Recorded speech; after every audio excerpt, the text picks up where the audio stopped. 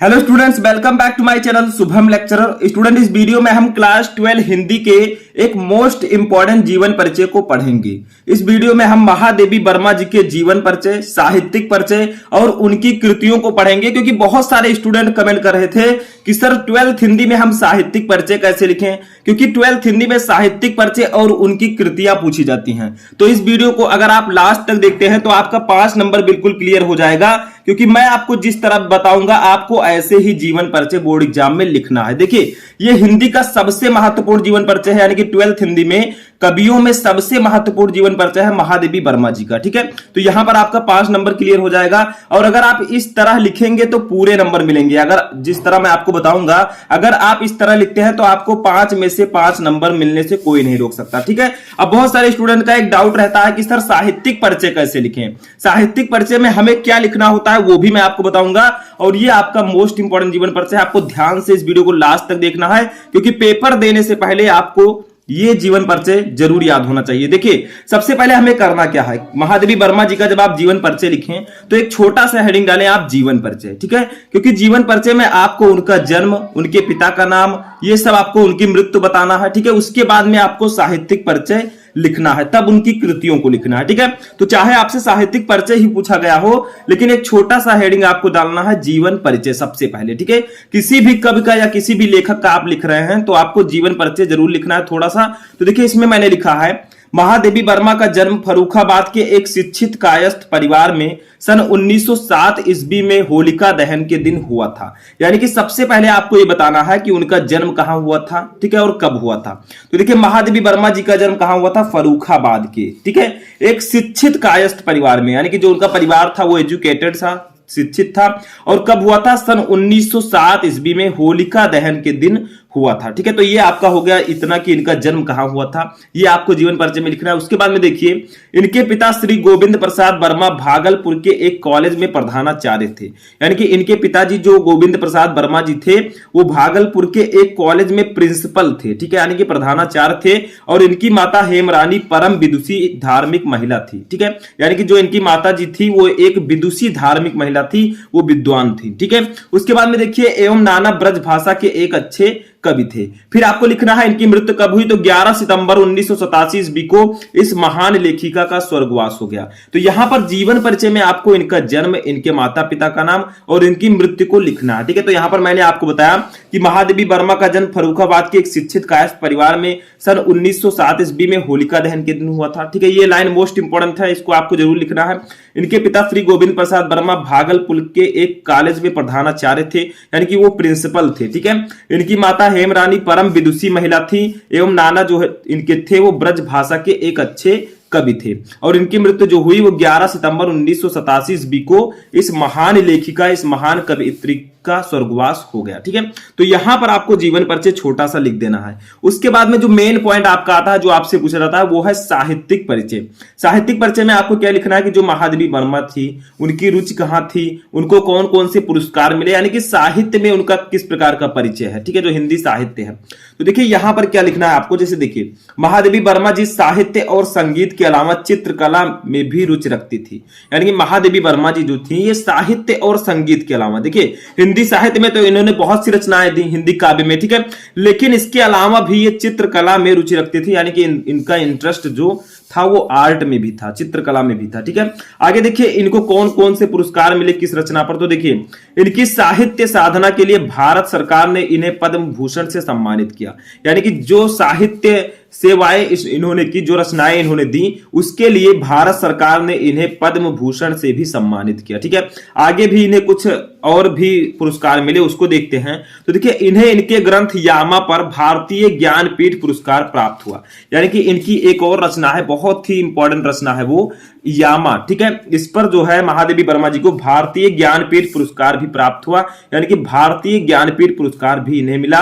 और इन्हें आधुनिक युग की मीरा भी कहा जाता है, यानी कि इन्हें मॉडर्न एज की मीरा भी कहा जाता है, ये इनका एक नाम है। ठीक है, क्वेश्चन में आपके आ सकता है हिंदी साहित्य के कि आधुनिक युग की मीरा के नाम से किसे जाना जाता है, तो आपके ऑप्शन में महादेवी वर्मा रहेगा, तो आपको उस पर टिक करना है। ठीक है, तो ये सब क्वेश्चन यहां पर बनकर आएंगे। जैसे आपसे पूछ लिया गया यामा किसकी रचना है, तो आपको बताना है महादेवी वर्मा, ठीक है। वहां पर ऑप्शंस रहेंगे आपके पास। देखिए इनके काव्य में वेदना की प्रधानता है, यानी कि जो इन्होंने काव्य रचनाएं की हैं उसमें जो है वेदना की प्रधानता है। तो साहित्यिक परिचय में मैंने आपको बताया क्या क्या लिखना है। साहित्यिक परिचय में आपको इनके जो इंटरेस्ट है कहां था उसको लिखना है, इनको कौन कौन से पुरस्कार मिले। तो मैंने बताया कि महादेवी वर्मा जी साहित्य और संगीत के अलावा चित्रकला में भी रुचि रखती थी। इनकी साहित्य साधना के लिए भारत सरकार ने इन्हें पद्म भूषण से सम्मानित किया, ठीक है। इन्हें इनके ग्रंथ यामा पर भारतीय ज्ञानपीठ पुरस्कार प्राप्त हुआ, यानी कि जो यामा इनकी रचना थी बहुत ही फेमस रचना है, उस पर इन्हें भारतीय ज्ञानपीठ पुरस्कार भी प्राप्त हुआ और इन्हें आधुनिक युग की मीरा के नाम से भी जाना जाता है, ठीक है। और इनके काव्य में वेदना की प्रधानता है। तो ये यहां पर इस प्रकार से आपको साहित्यिक परिचय लिखना है, ठीक है।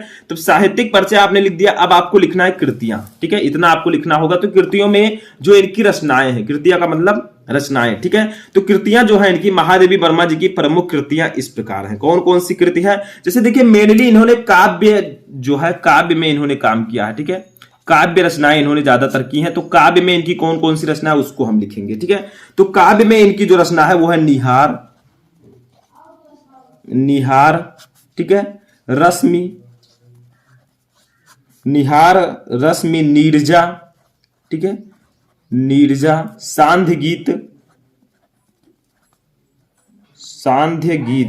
ठीक है, सांध्य गीत, ये सब इनकी बहुत ही फेमस रचना है, काव्य रचना है, ठीक है। उसके बाद में दीप शिखा भी इनकी काव्य रचना है, दीप शिखा।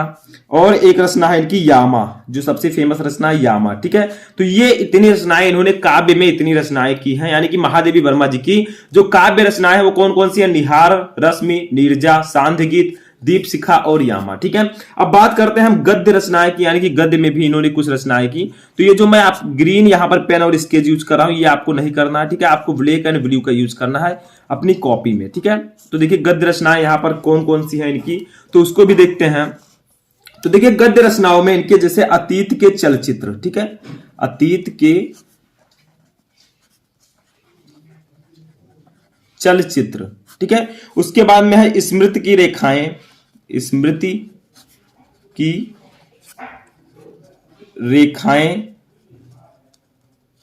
ठीक है। उसके बाद में श्रृंखला की कड़ियां,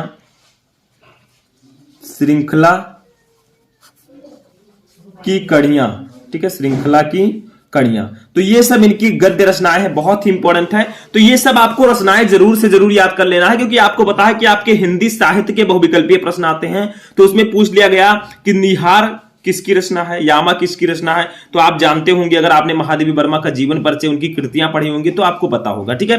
अतीत के चलचित्र, स्मृति की रेखाएं, ये सब जो है इन्हीं की रचना है। तो काव्य और गद्य रचनाएं मैंने आपको बताया, तो ये सब कृतियां हैं इनकी जो रचनाएं हैं वो, ठीक है। अब देखिए थोड़ा सा लास्ट में आपको लिख देना है साहित्य में स्थान, यानी कि हिंदी साहित्य में इनका स्थान कैसा। तो देखिए निष्कर्ष रूप में महादेवी वर्मा जी वर्तमान हिंदी कविता की सर्वश्रेष्ठ गीतकार हैं। इनके भाव पक्ष और कला पक्ष दोनों ही अति पुष्ट हैं, ठीक है। तो ये थोड़ा सा आपको साहित्य में स्थान लिख देना है। तो देखिए सबसे पहले आपको जीवन परिचय लिखते समय थोड़ा सा जीवन परिचय हेडिंग डालना है, उसमें इनके जीवन, इनका जन्म और इनकी मृत्यु को लिखना है, ठीक है। उसके बाद में आपको साहित्यिक परिचय डालना है। साहित्यिक परिचय में आपको क्या करना है, थोड़ा सा इनका इंटरेस्ट जो जिसमें है, उसके बाद में इनको कौन कौन सा पुरस्कार मिला, इनके काव्य में किसकी प्रधानता है, तो ये सब आपको लिखना है। फिर इनकी कृतियों में इनकी कृतियां लिखनी है, कौन कौन सी रचनाएं इन्होंने की।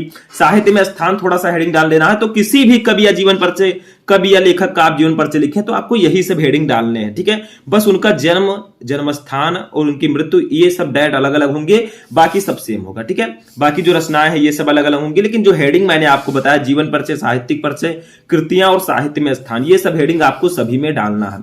तो आई होप कि आपको समझ में आ चुका होगा। यहां पर अगर आप इस तरह से लिखेंगे तो आपको 5 में से 5 नंबर कोई नहीं काट सकता, यानी कि 5 में से 5 नंबर आपको मिलेगा। तो ऐसे ही अगर आप किसी और कवि या लेखक का जीवन परिचय चाहते हैं तो कमेंट करके बताएं। हम मिलेंगे नेक्स्ट वीडियो में नेक्स्ट टॉपिक के साथ। तब तक आप लोग अपनी तैयारी करते रहें।